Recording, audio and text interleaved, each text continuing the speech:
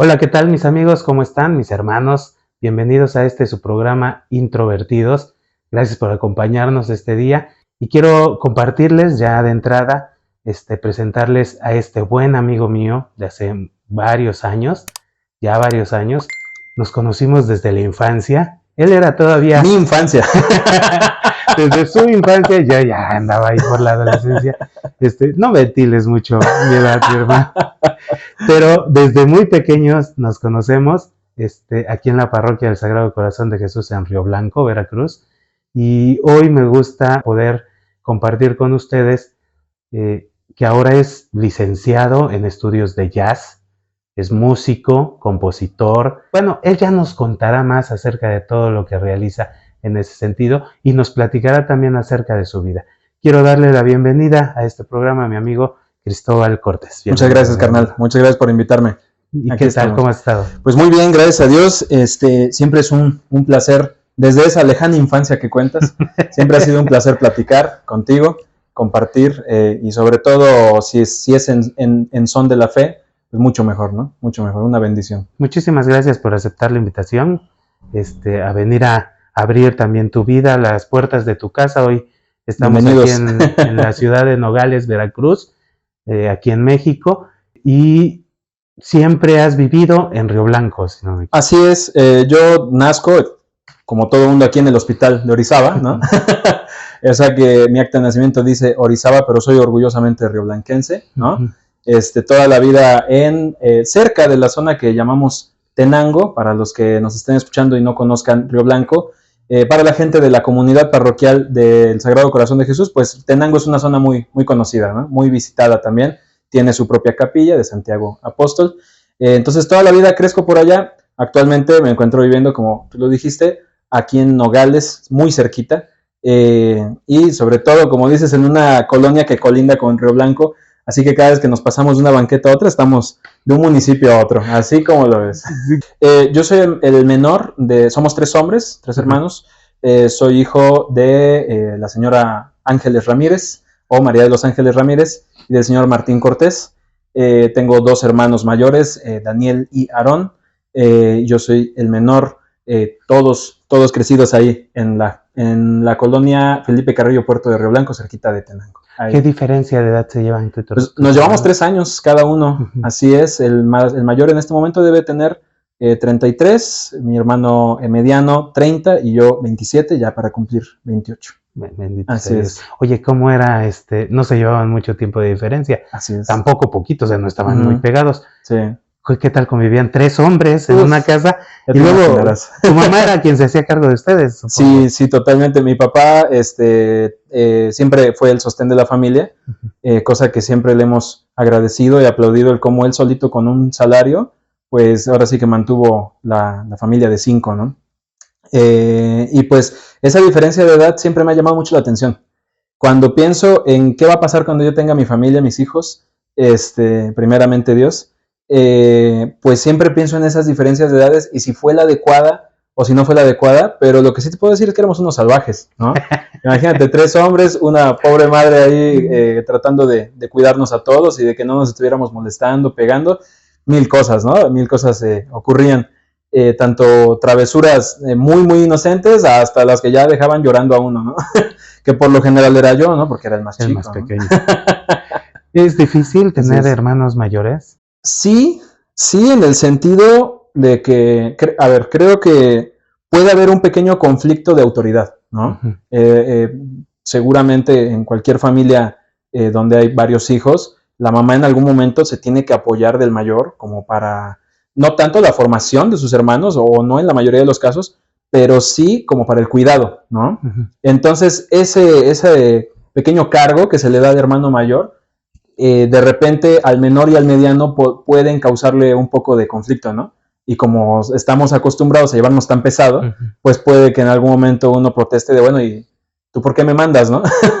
Tú no eres mi mamá, tú no eres mi papá, y eso provocaba más relajo, ¿no?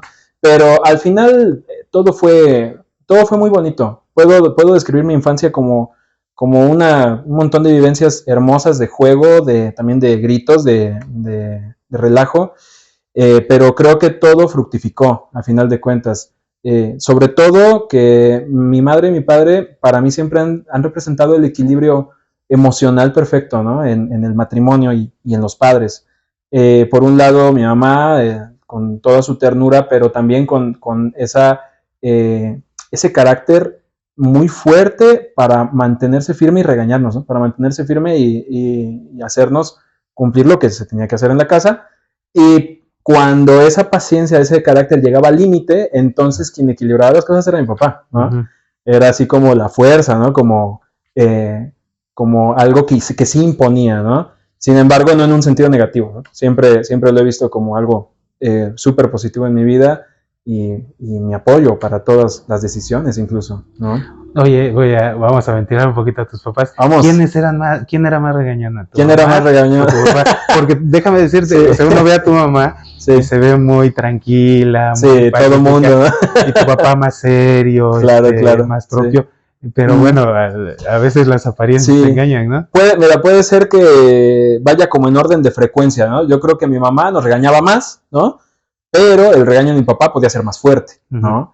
Uh-huh. También mi papá siempre nos dejó en claro que él, el momento en el que ya nos regañaba o ya nos daba, ¿no? Era porque lo habíamos llevado al límite, ¿no? Porque le habíamos colmado la paciencia.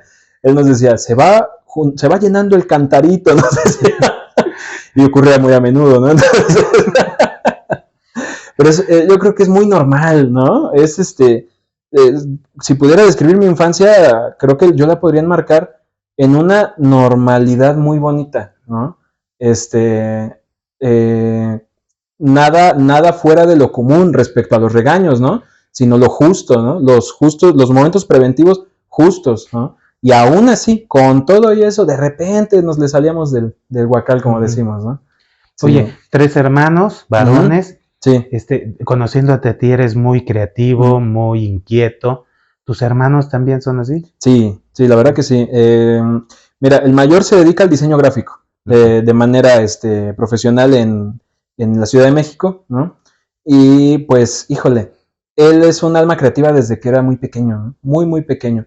En algún momento los 3 dibujamos, ¿no? Uh-huh. Pero él siempre, ¿no? Sí, para el mediano y para mí de repente era como un chispazo de dibujar, para él era todos los días, ¿no? Y hacer cosas impresionantes para la edad que tenía. Claro que su carrera no es como 1000% enfocada al dibujo, pero sí a explotar las ideas, ¿no? De a lo mejor de un requerimiento de un cliente y él materializarlas a como el cliente las imaginó y todavía más, ¿no? Todavía darles el plus de un toque artístico, ¿no? Mi hermano es un artista visual completamente, ¿no? Mi hermano, Aarón, el mediano, es un artista de otro tipo, porque él se dedicó a la odontología, ¿sí? Uh-huh. Entonces, de primera instancia no pareciera ser una carrera muy creativa. Sin embargo, creo que la creatividad se explota hasta en la toma de decisiones, ¿no? Entonces, analizando cómo es su trabajo y cómo es su desempeño todos los días, creo que él también tiene una creatividad tremenda en cuanto a cómo solucionar problemas, ¿no? Que pueden surgir en el momento. Aparte de eso, su área también involucra el manejo de objetos pequeñísimos, ¿no? Y en posiciones que no son cómodas, ¿no? Que a todo mundo a veces nos da hasta miedo ir al dentista, ¿no? Entonces, claro, el tener esa paciencia, esa curia, como le decimos, ¿no? Es tremenda, ¿no? Algo que definitivamente yo no podría hacer, ¿no? Mira, que así es. Bueno, tú y yo nos conocimos en la parroquia, sí. En el grupo de acólitos, ¿no? Yo me acuerdo verte de muy pequeño, ¿no? Así es. Sí. ¿A qué edad entraste al grupo de acólitos? Yo todavía estoy como tratando de recordar si fue a los 5 o a los 6 años. Fíjate. Estoy en ese proceso todavía. Yo de lo que estoy seguro es que duré aproximadamente 11 años como acólito, como monaguillo infantil, digamos, ¿no? Y sí, ellos fueron primero que yo, ¿no? Mis hermanos entraron primero. Ellos fueron los que me contagiaron de ello, porque... ¿Tus hermanos también fueron acólitos? Sí. Oh, mira, sí, antes que yo. Es que lo que pasa es que el grupo de monaguillos de la parroquia, de niños, siempre ha habido adultos y niños, el grupo de monaguillos niños tuvo muchos coordinadores, muchos cambios de coordinación. Entonces mis hermanos entraron con una coordinación, yo los veía, ¿no? Servir en el altar de muy chiquito, y yo decía que quería entrar, y que quería entrar, y que quería entrar. Entonces, mis papás, como siempre, me dejaron ser muy yo mismo, no importaba qué tan visionudo fuera yo. Entonces yo les decía, quiero ir a decirle al coordinador que quiero entrar, ¿no? Pero tendría 4 años, ¿no? Y entonces me decían, pues ve, ¿no? Aviéntate y ve.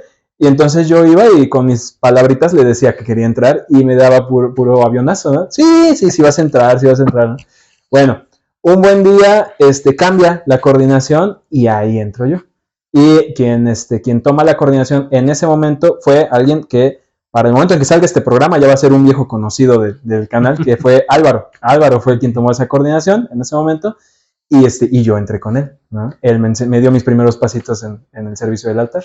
Que ya para entonces Álvaro era un viejo lobo de mar en eso de la colitada, porque también empezó muy pequeño. Seguramente. En eso de la colitada. Ya verán por ahí en el programa que tenemos grabado con él. Sí, una historia. Ya lo vieron por ahí, su historia en ese sentido. Qué bonito. Oye, ¿y cómo fue? ¿Tus papás te llevaban a misa los domingos? Y de ahí surgió que tus hermanos entraran después tú, o al revés. Sí, o sea, fueron primero ellos, ¿no? Siempre nos llevaron a misa. Sin embargo, ¿por qué no decirlo? Creo que fue una manera pedagógica de llevarnos a misa bien bonita, ¿no? Porque mis padres siempre tuvieron esta, ¿cómo decirlo? Esta técnica, ¿no? De enseñarle al niño pequeño a ver a Dios como un padre amoroso, ¿no?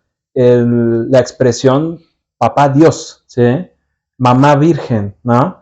Y fue bien bonito. Yo me acuerdo que de bien pequeñitos, antes de dormir, hacíamos oración en familia, pero bueno, ahí voy a ventilar un poquito la casa de mis padres. En la casa de mis padres, por alguna razón que ellos decidieron, y bien decidida, no hay puertas en las habitaciones, ¿no? Entonces la habitación de ellos era contigua a la de nosotros, ¿no? Y lo dividía el espacio de una puerta, pero no había puerta, ¿no? Entonces, ya estando todos acostados, si hacíamos oración, todos nos escuchábamos, ¿no? Entonces era que ya todos nos acostáramos, a ver, ¿quién va a dirigir la oración? A ver, el hermano mayor o mamá o papá, ¿no? Y entonces hacíamos oración juntos, ¿no? Antes de dormir. Y siempre fue así, siempre fue muy, muy, muy bonita esa parte. Ya con el paso de los años, pues obviamente las cosas van cambiando, ¿no? Ya sea que o se avive más en nosotros la llama del amor a Dios, o tal vez lo contrario, ¿no? Un desierto de fe, un momento diferente del alma, ¿no?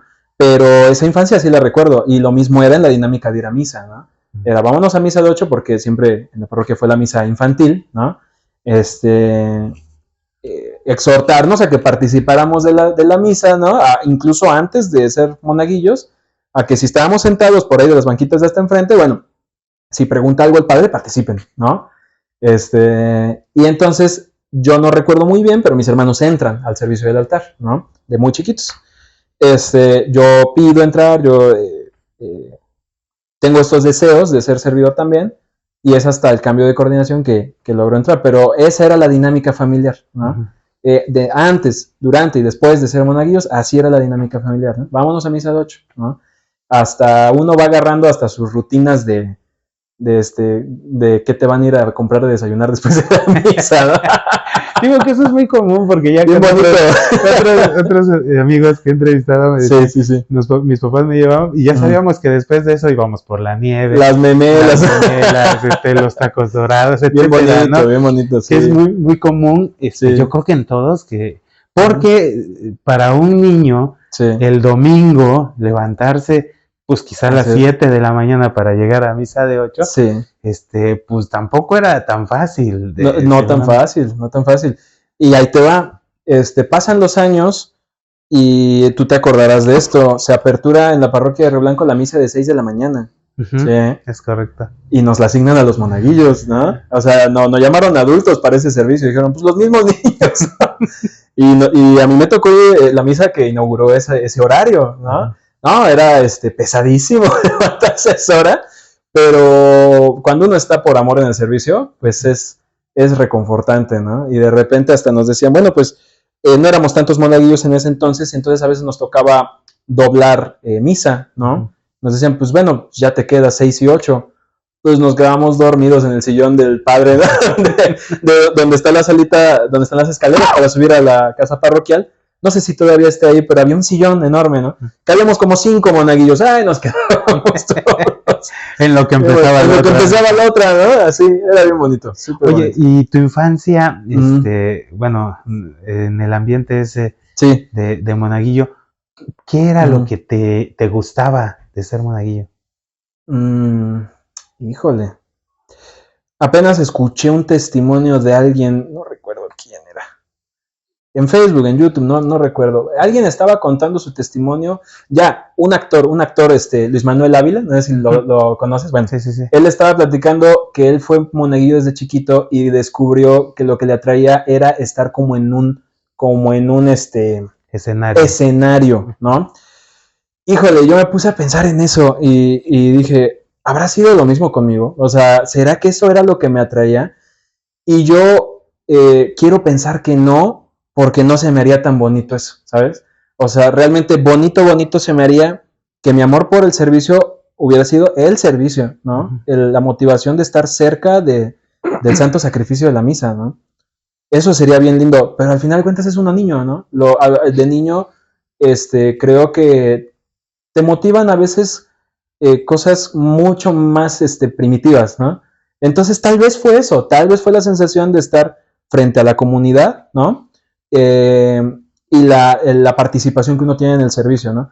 Pero desde luego que como duré muchos años ahí y hasta mi adolescencia, sí hubo un momento en el que, gracias a Dios, fue mucho más consciente, ¿no? Creo que fue, ya lo platicaremos tal vez más tardecito, pero creo que fue en la etapa del preseminario y en la etapa del taller de Caballeros del Altar, donde más nos conocimos. Creo que fueron esos momentos donde yo seguía en el servicio y pude llegar a concientizar a fondo qué hacía yo ahí, ¿no? Aparte, otra cosa, quiero agregar otra cosa. Tuvimos una coordinación por muchos años que fue Don Pedro, ¿sí? Don Pedro, muy conocido en la comunidad parroquial. Y Don Pedro nos dio una formación increíble, tremenda, que no he vuelto a tener en cuestión de liturgia nunca más, ¿no? Y él nos metía mucho la idea de, son soldaditos de Cristo, nuestros movimientos hasta en el altar tienen que ser solemnes, ¿no? No como si fueras en la calle, ¿no? No como si fueras cotorreando, no, solemne, eres un soldadito de Cristo, ¿no? Y vaya, eso hizo mella, ¿no? Eso marcó algo, ¿no? En nuestros corazones, quiero pensar de los que fuimos monaguillos con él. Pero sí, hablando desde muy chiquito, yo creo que fue algo más primitivo, ¿no? Fue el hecho de participar, ¿no? Y es que es increíble porque incluso los textos de formación litúrgica hablan de que la liturgia inicia a la par o de la mano del teatro. Ok, o sea, es interesante ver ahí. Eso no lo sabía. Porque la solemnidad con la que se celebra la Eucaristía o los sacramentos implican eso, o sea, un participar, hay momentos, hay gestos, ¿no? Hay actitudes muy concretas, hay momentos de participación, momentos de estar en silencio, etcétera. Hay una estructura, una forma.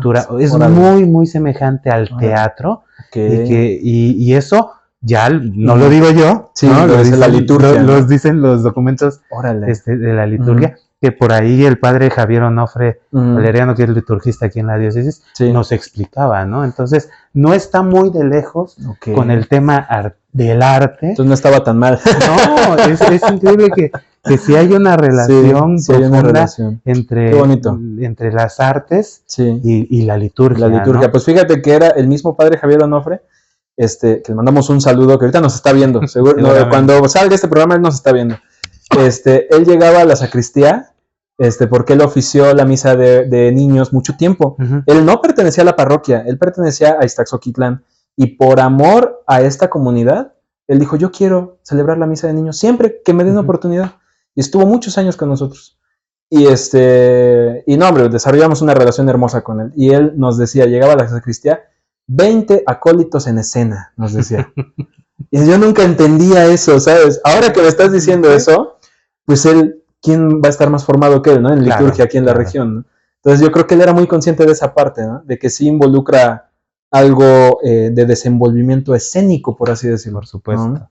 Sí. Y es bonito porque de ahí también supongo que te viene esa parte artística en tu vida. Puede ser. ¿No? Porque bueno, ahí viene otra. Tú eres licenciado en estudios de jazz. Así es. Músico, compositor, etcétera, ¿no?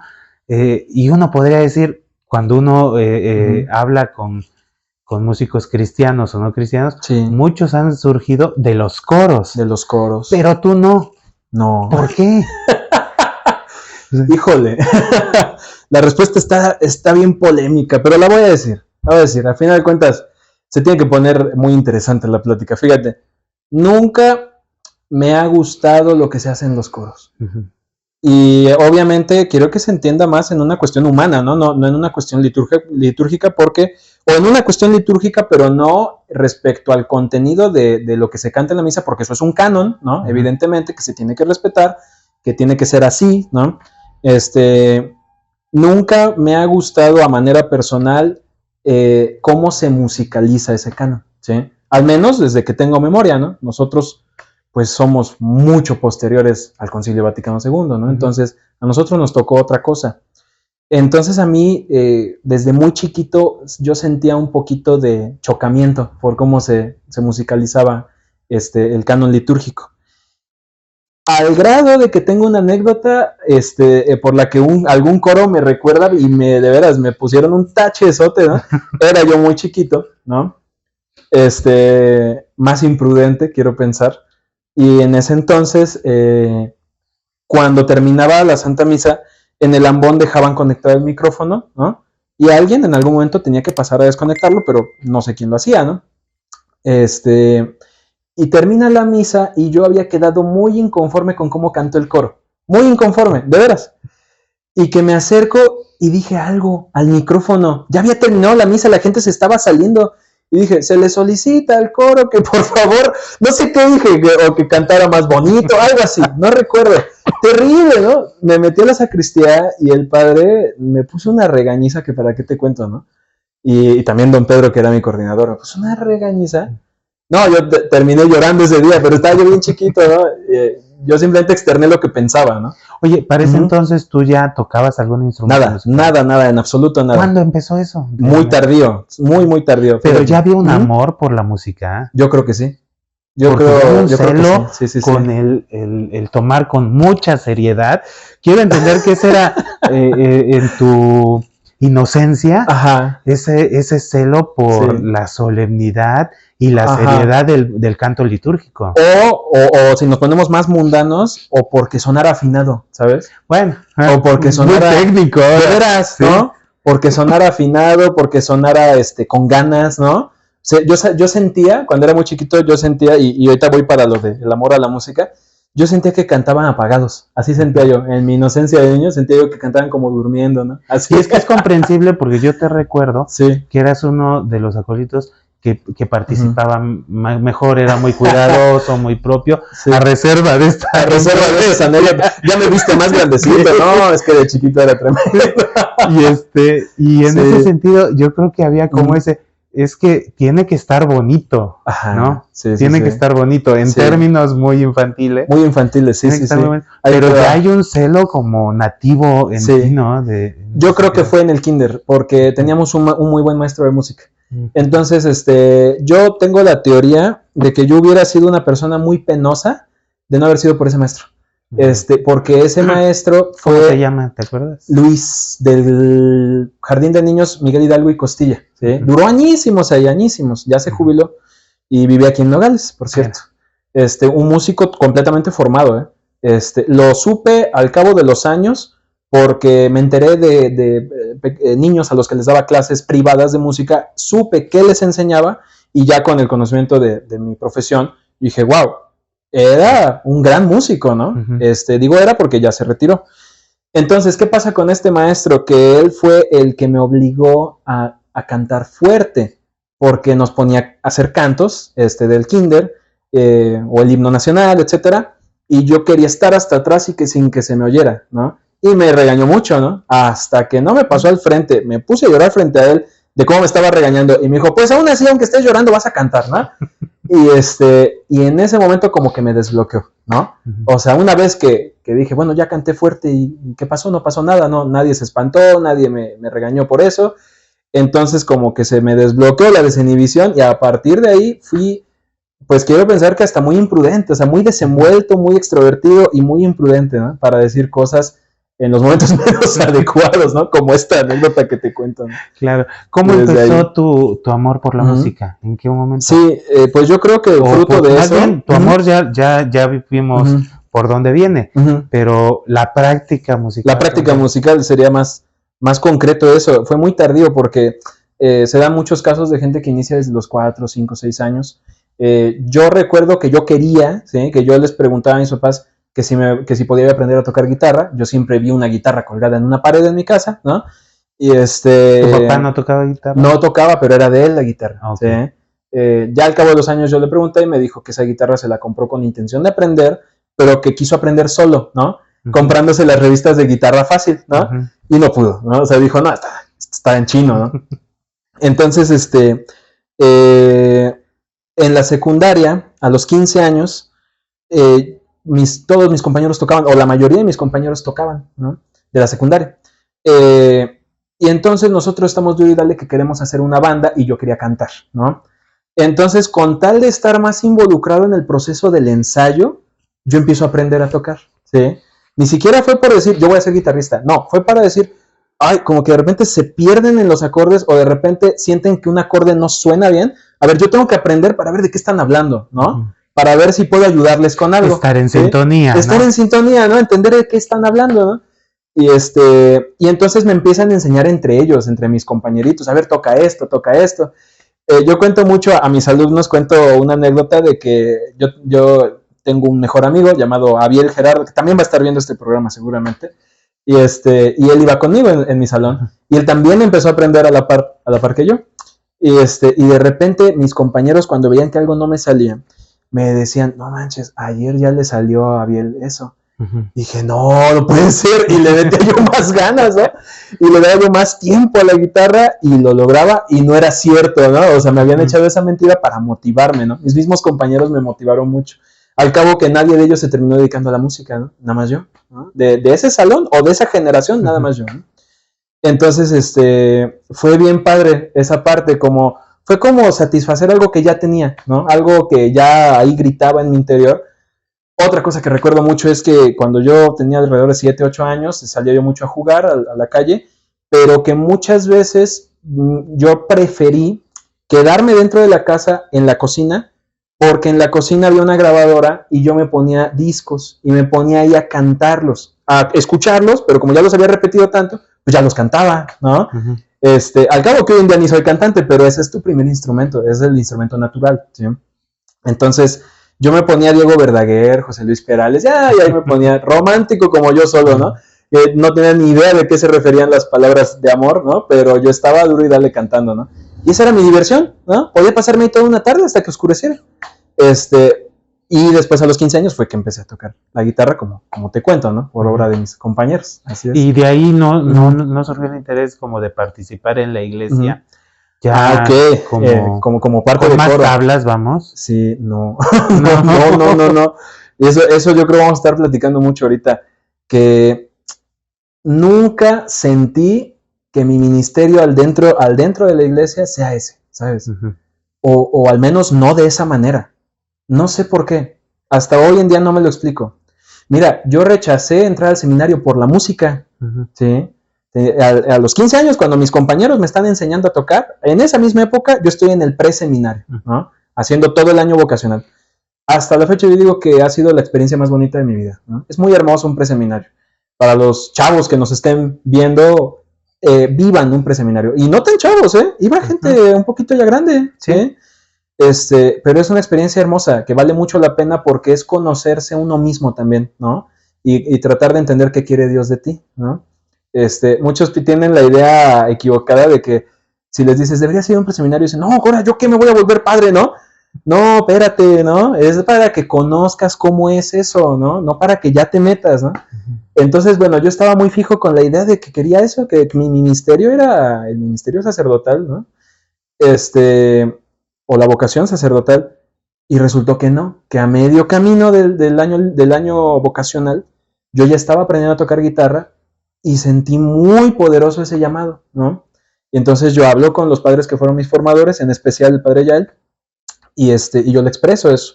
Y él me apoyó en mi decisión, me dijo, yo veo que estás muy convencido, yo creo que sí es por ahí, ¿no? O sea, te veo enfocado, ¿no? Pero yo no me explico hasta ahorita cómo fue eso, si apenas estaba yo aprendiendo, o sea, nadie estaba diciendo, te vas a dedicar a esto, vas a estudiar música. No, me salía yo el círculo de sol, ¿no? Pero yo lo sentí muy fuerte, ¿no? Muy fuerte. Y desde ese momento en el preseminario, formadores me empezaban a decir, ¿quieres música? Claro, pues podrías formar un ministerio, pues podrías formar un coro. Y yo, es que eso no es lo que tengo en mente, no sé por qué, ¿no? Y creo que mi llamado hasta la fecha, creo que no es tanto por ahí, Y creo que también tiene que ver con algo bien bonito que es la vida laboral, ¿sí? La vida laboral, la vida profesional y la vida vocacional, que no son necesariamente las mismas, ¿no? Hasta la fecha yo creo que si yo tomo la música, que es claro, es mi amor artístico la música, pero si yo la tomo como el centro de mi vida, entonces me estoy aferrando a un clavo ardiendo, ¿sabes? Que lo que tiene que ser el centro de mi vida es Cristo, ¿no? No hay más. Que la música es un acompañamiento a esa vida, ¿no? Y es lo que decidí hacer como carrera, y claro que a través de ella expreso cosas, ¿no? Expreso cosas muy de adentro. Sin embargo, no podría definirme a mí mismo por la música porque el ser humano es más complejo que eso, ¿no? La creación de Dios es más compleja que eso, ¿no? Entonces, creo que yo me autoterapeo de esa manera, ¿sabes? Como que, ok, yo soy músico, bueno, pero al dentro de la iglesia, tal vez no lo soy. Al dentro de la iglesia tal vez quiero ser, no sé, catequista, no sé, formador de jóvenes, no sé, evangelizador, ¿no? ¿Para qué? Como para darme a entender a mí mismo que la música no es el todo, ¿sabes? No sé si está equivocado, pero he pensado eso por años, ¿no?